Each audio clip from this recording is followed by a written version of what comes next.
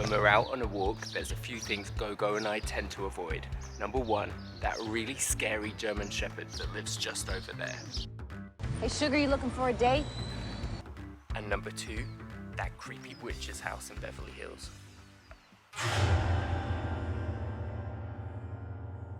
It's just wrong. No thank you, I don't like it. No, I want to find Beverly Hills. Can you give me directions? Sure, for $5. And number three, that weird portal to another dimension that seems to open up every time we hang out by Rodeo Drive for too long. Man, this baby must corner like it's on rails. Big McBig. Big, huge. So here's the thing about avoidance, it kind of works. If we avoid the scary German Shepherd, we don't get bit. If we avoid strange portals near Rodeo Drive, we don't get sucked into alien dimensions. And if I avoid the witch's house in Beverly Hills, I'm not quite sure why I avoid that, but you get the point.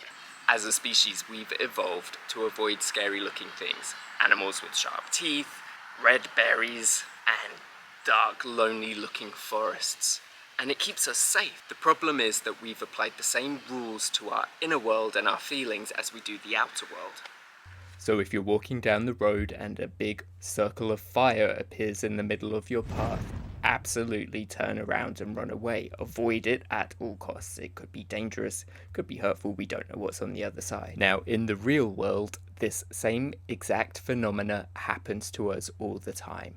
We're at work, or we have a deadline of homework or something like that, and we avoid it as if it were a circle of fire appearing in the middle of the road. And that is because there are feelings right behind whatever it is that we're avoiding, whether it's the circle of fire or a piece of homework. And because there's no actual risk of death from any homework or deadline that I can think of, it's the feelings that we're avoiding. If you've seen any of my other videos, you probably know that I'm on a mission to help people with conflict.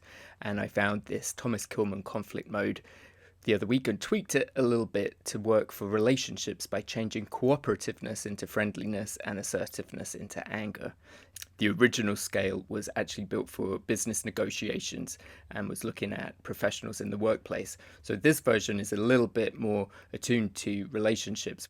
I started plotting some of the results of the My People Patterns conflict quiz onto this chart. We looked at stonewallers and we looked at the exploder, and this is where the avoider lies. The avoider turns away from conflict as if it was a burning ring of fire because they are afraid of anger, probably their own and other people's. The problem is that by avoiding conflict, the avoider never gets conflict resolution, and it probably actually frustrates whoever they're living with. So things exacerbate and get worse. There's a twofold approach to helping someone who is avoidant of conflict, and that is helping them contain their anxiety and then giving them a script or tools on what to say and when. Here's my top 5.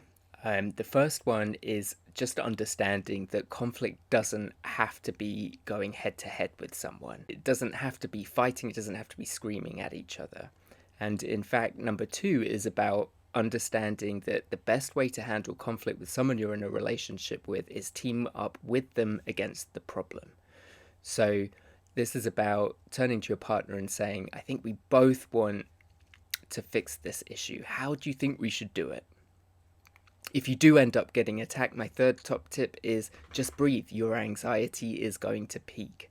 This is when you want to run. But I think if you are aware that your anxiety is going to go up if you feel attacked, you can manage it, you can breathe through it, you can take a break. A big tip that therapists use when clients are angry at them is to agree. So yes, I can understand why you're mad at me because that is really ...